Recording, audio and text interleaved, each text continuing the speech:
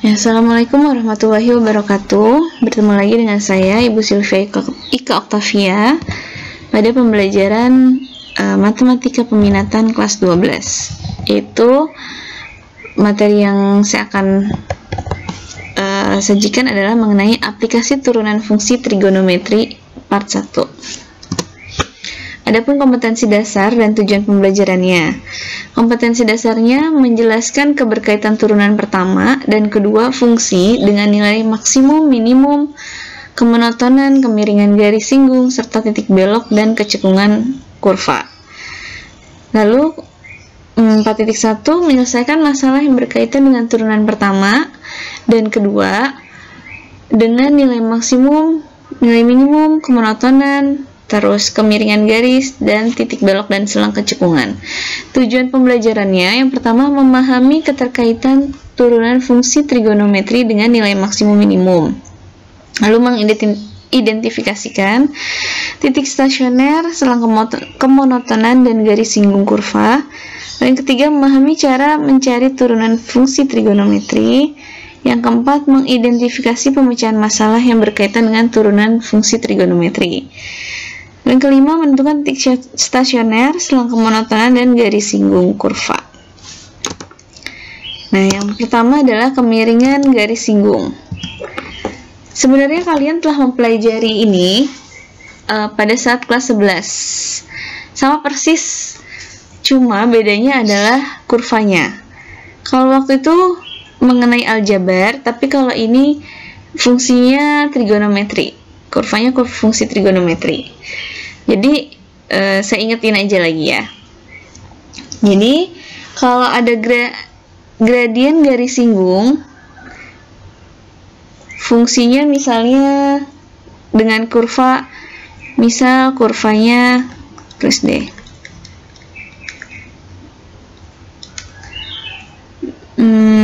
Y sama dengan fx. Lalu di titik singgung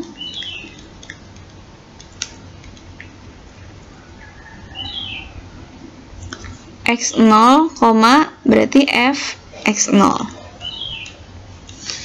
Maka m-nya sama dengan m aksen sama dengan m sama dengan apa tuh waktu kelas 11? M-nya sama dengan ya turunannya berarti y aksen itu kan di apsis x, 0 di apsis x0, atau bisa juga ditulis m sama dengan f aksen x0. Tuh contoh.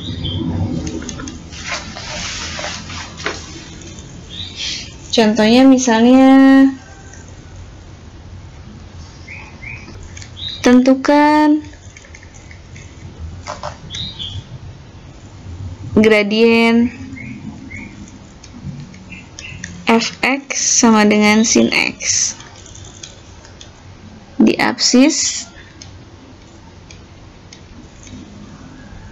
pi per 6 di apsis x sama dengan ya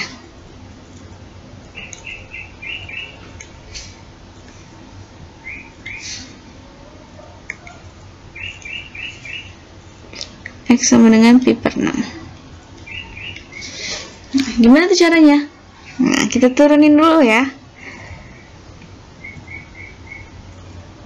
Kan m sama dengan f aksen x0. Absisnya udah tahu kan ya? Ini adalah x0 nya. Nah, turunannya belum kita turunin. Berarti m sama dengan turunan dari sin cos x ya. Jadinya cos x-nya kita ganti pi per 6 sama dengan berapa tuh cos 30? Setengah akar 3. Maka gradiennya adalah setengah akar 3. Itu.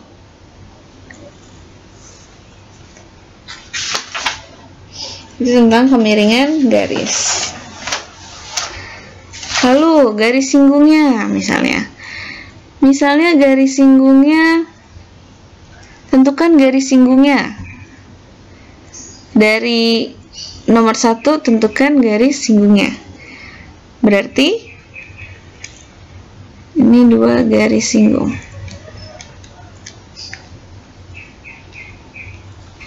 Garis singgung itu butuh apa? Yang pertama butuh M. Selain M, titik singgung. M-nya udah ada belum? Udah, setengah akar 3. Titik singgungnya baru tahu pi per 6-nya doang. Gimana untuk nyari Y-nya? Tinggal kita substitusi aja ke Y sini. Ini kan Y nih, nama lainnya. Kalau X-nya kita ganti pi per 6, berarti dapatlah Y-nya setengah. Nah, udah kan? Setelah udah dapat, berarti kita masukkan ke dalam rumus. Kita masukkan ke dalam rumus garis singgung.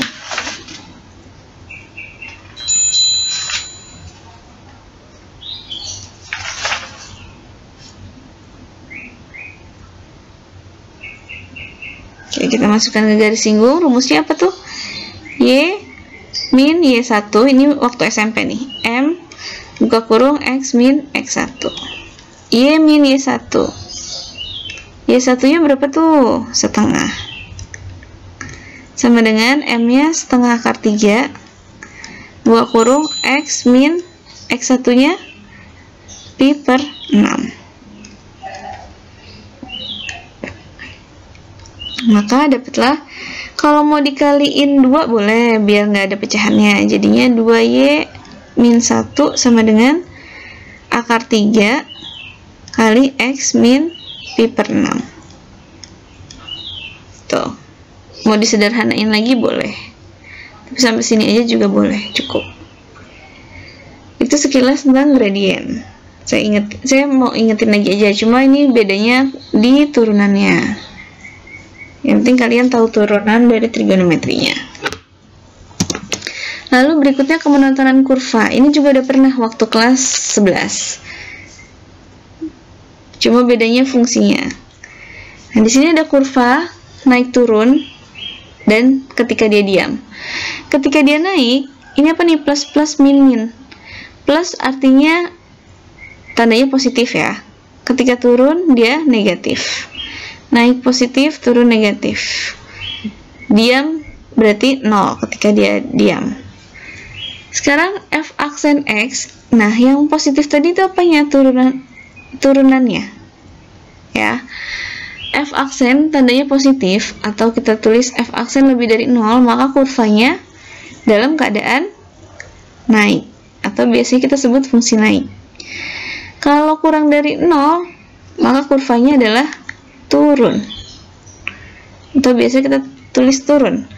Kalau F aksen sama dengan 0, maka kurvanya keadaan diam. Gitu ya. Sebelumnya udah pernah nih. Jadi fungsi naik lebih dari 0, turun kurang dari 0, diam sama dengan 0. Gitu. Sekarang contohnya. Tentukan fungsi naik dan turun. Ya, nomor 1. Fungsi naik tadi apa tuh?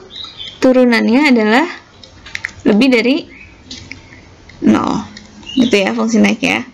Berarti langkah pertama kita cari dulu nih f aksen X-nya. Sin berarti cos X.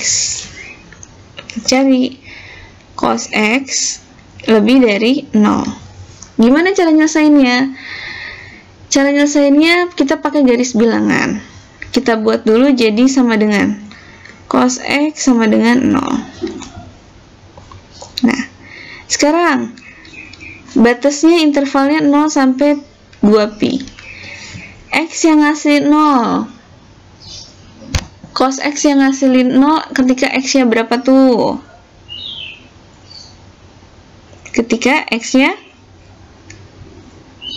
berapa? Ayo.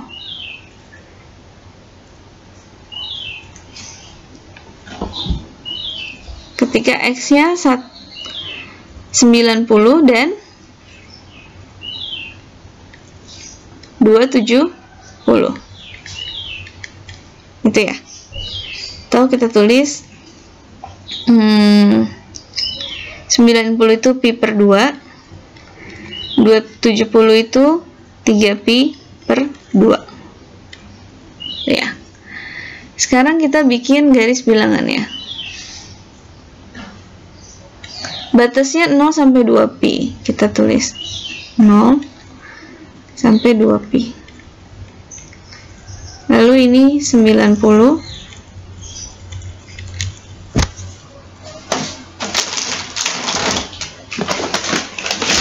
dan 270 ya.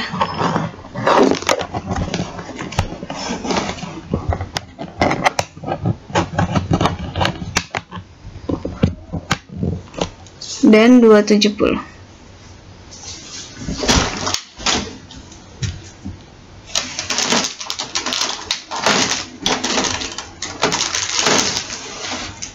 Ada lagi tuh. Dan 270 di sini. Teman-teman, yuk pelan-pelan dong makan, kita belum kebagian nih. Nah, sekarang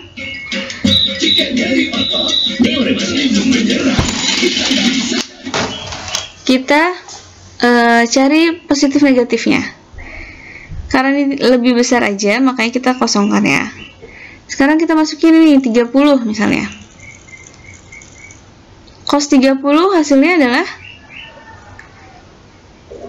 positif.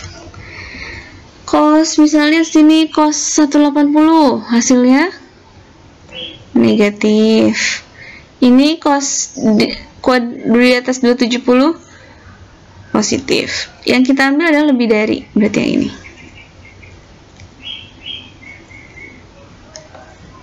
Tuh. Berarti kesimpulannya adalah yang ini.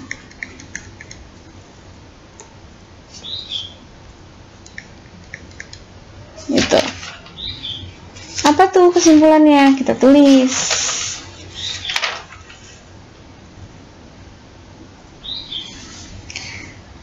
Kesimpulannya interval ini naik ya. Pertama, fungsi naik pada interval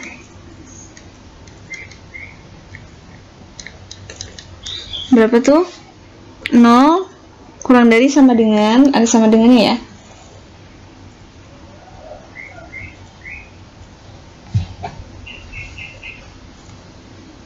Lalu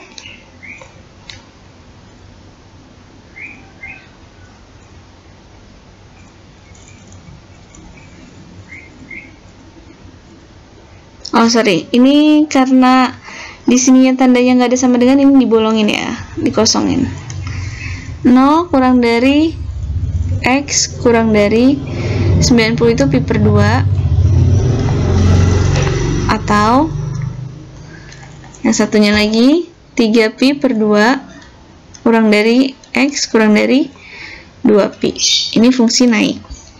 Lalu fungsi turunnya kita ambil yang kurang dari, berarti yang ini nih. Ini fungsi turun.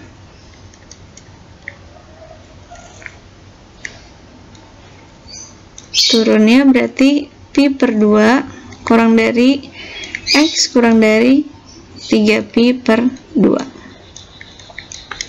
Tuh. Nah, begitu juga yang untuk yang nomor 2 dan nomor 3. Nanti kalian coba sendiri nomor 2 dan nomor 3.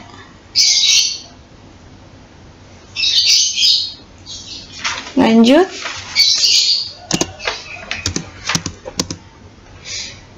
Nah.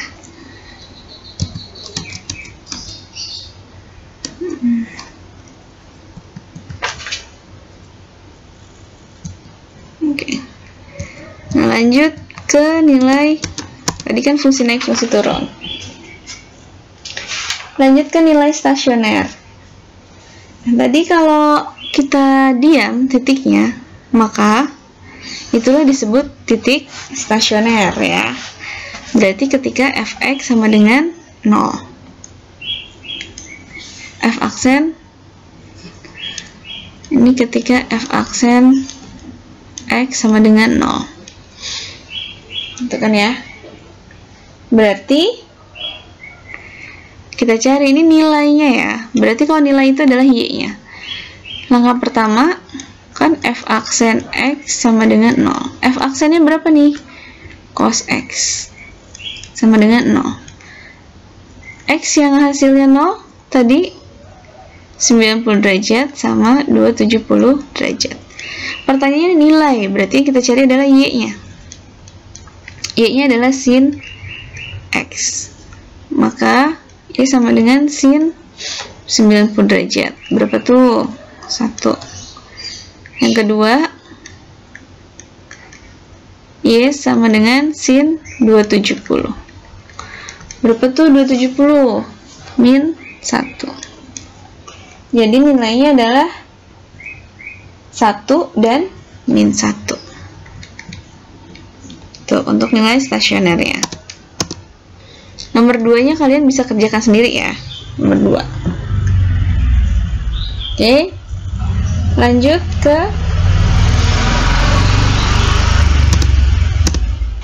kemonotonan kurva. Jika f aksen sama dengan 0 dari fungsi y sama dengan fx, maka nilai fx0 itu adalah nilai stasioner yang tadi, nilai stasioner. Dan titik x0, fx0 itu disebutnya titik stasioner. Nah, titik stasioner itu dapat berupa ada 3, titik maksimum, minimum, atau belok. Nah, kalau yang ini contoh dari titik stasionernya berupa titik minimum, ya kan? Kalau kalian lihat dari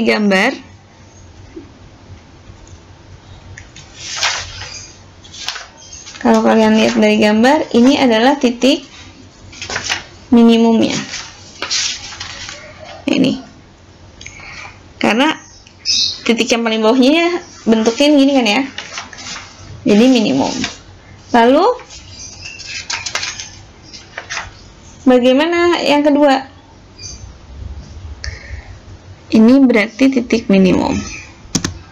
Yang ini titik apa nih?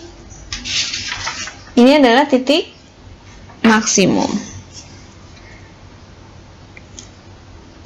Ketika dia naik terus turun, maka dia terjadinya titik maksimum.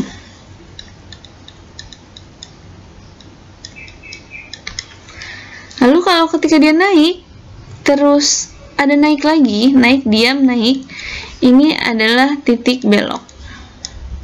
Titik belok bisa dua kemungkinan ya, bisa naik terus naik, atau turun terus turun.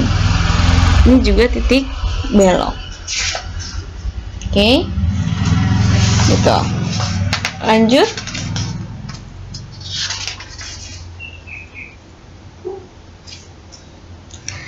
Berarti bisa dibilang tadi kan, ulang ya. Ini tadi naik, diam, naik. Lalu kalau yang titik maksimum turun, naik, turun, diam, naik ya, sorry.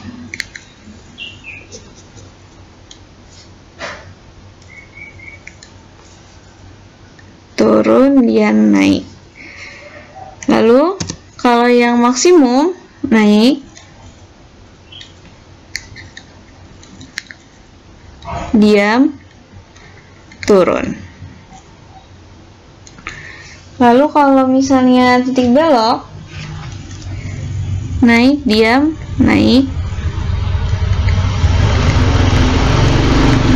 naik, atau turun, diam,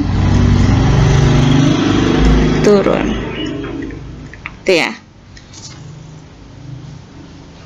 Tuh. Lanjut. Kalau misalnya kita pakai garis bilangan, maka garis bilangan seperti ini. Turun kan yang sebelumnya kita pelajari, dia adalah F aksen A kurang dari 0. Ini juga, ini lebih dari 0. Kalau naik lebih dari 0. Dan seterusnya. Kalau yang positif tadi kan lebih naik. Kalau yang turun itu tadi negatif atau kurang dari. Sekarang kita tentukan titik stasioner beserta jenisnya.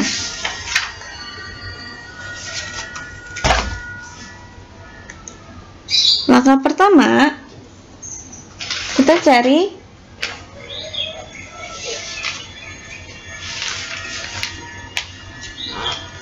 titik stasionernya dulu.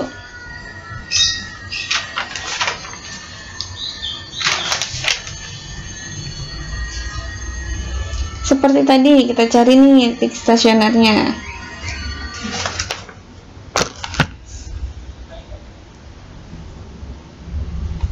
Berarti nomor 1 F aksen X sama dengan 0. Berarti turunannya jadinya apa nih? 2 cos 2X sama dengan 0. Ya kan? Atau cos 2X sama dengan 0. Nah, nilai cos yang hasilnya 0 90 sama, berarti X yang 45. Berapa lagi tuh? 270, berarti X nya 135. Ada lagi? Ada lagi nggak selain ini? Ada lagi. Ketika 450. Meskipun 450 lebih ini batas, tapi ketika kita cari X nya 225, masih dalam interval ini kan? Lagi. Selain itu, putaran kedua kan, berarti ibaratnya kalau misalnya ini gini, dia itu gini, ini sampai 360. Putaran keduanya berarti dia ada di sini kan, sama sini. Tinggal kita tambahin aja 360 tambah 90 kan 450. 270 tambah 360 berapa tuh? 630 ya.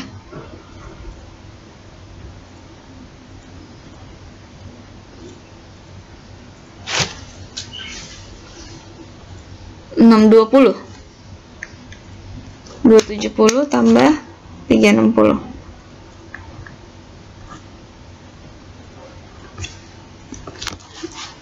630. Maka X nya masih masuk gak nih? 315 masih ya. Berarti ada 4X, nilai X. Nah sekarang kita cek titik tersebut.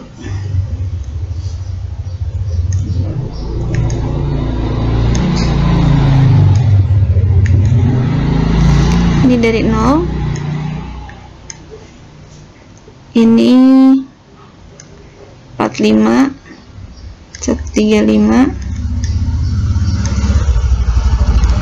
225, 315, dan terakhir 360. Kita cek ya, positif atau negatif.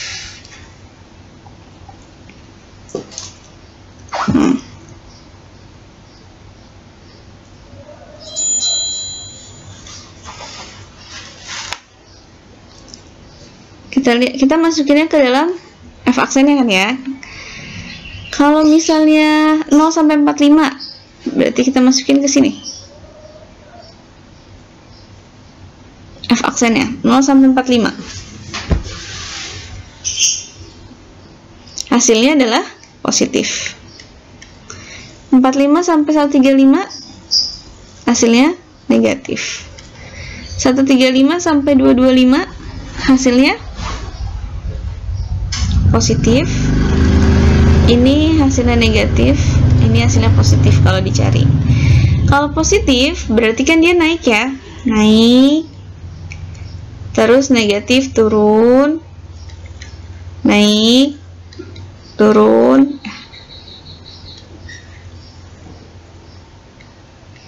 naik, terakhir naik, itu. Nah sekarang nilai maksimumnya berapa tuh? Yang dicari adalah titik-titik stasionernya. Titik-titik stasioner berarti bisa titik maksimum, bisa titik minimum, ya kan ya? Kita berarti carinya dua.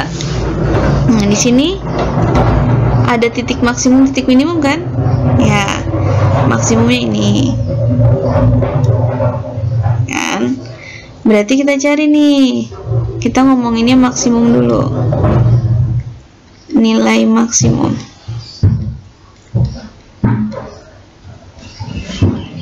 Nah, nilai maksimumnya berarti kita masukin F.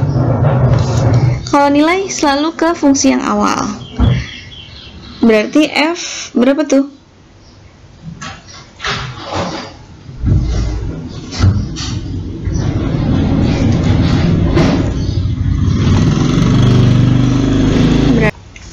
Ya, nilainya selalu kita masukin dari titik X yang tadi yang kita dapat.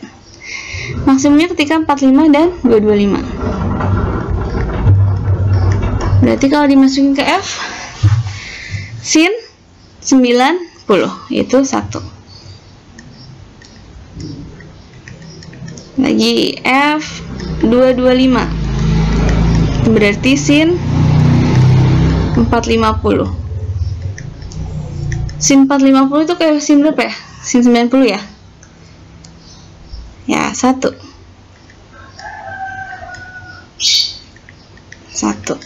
Tuh. Terus berarti titiknya ketemunya kita tulis ya. 45 derajat, 1 dan 225 derajat, 1. Ini maksimumnya. Kalau minimumnya saya tulis di sini deh. Minimum. Berarti minimumnya di mana tuh? 135. F135 kalau dimasukin hasilnya 135 itu sin 270 min 1. Kalau F yang minimum 315.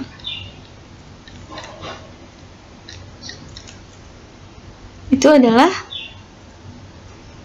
berapa tuh? 270 juga ya, min 1 juga.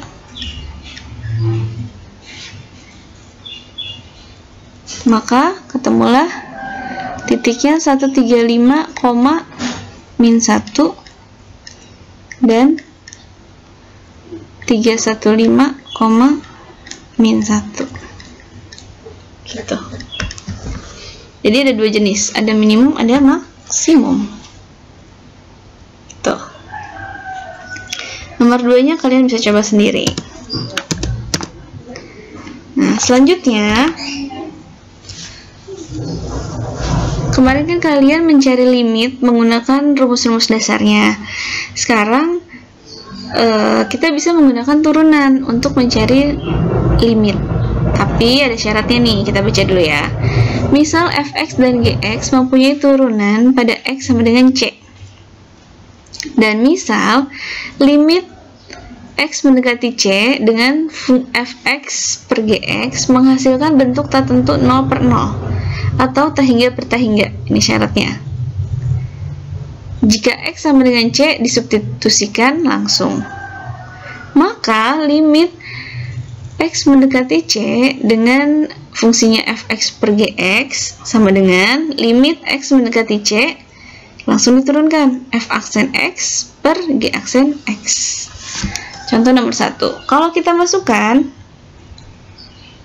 substitusikan X mendekati 0 ya ke sini, maka hasilnya 1 dikurang cos 0 1 per 2 kali 0 sama dengan ketemu 0 per 0. Karena ketemunya 0 per 0, kan syaratnya ketemunya ini kalau disubstitusi langsung, maka kita bisa langsung pakai turunannya. Berarti limit X mendekati 0, 1 min cos X diturunin jadinya sin X per 2X diturunin jadinya 2. Maka hasilnya adalah sin 0 per 2 sama dengan 0. Gitu jawabannya. Jadi tetap bisa. Meskipun 0 tapi tetap ada jawabannya ya. Yang nggak boleh itu 0 per 0. Tuh, jadi kalau ketemu 0 per 0 bisa langsung pakai diferensial atau turunannya. Tapi kalau ketemunya 0 doang ya udah itu hasilnya. Oke, sampai sini sekian penjelasan dari saya mengenai kemonotonan kurva dan kemiringan atau gradien. Kurang lebihnya saya mohon maaf. Assalamualaikum warahmatullahi wabarakatuh.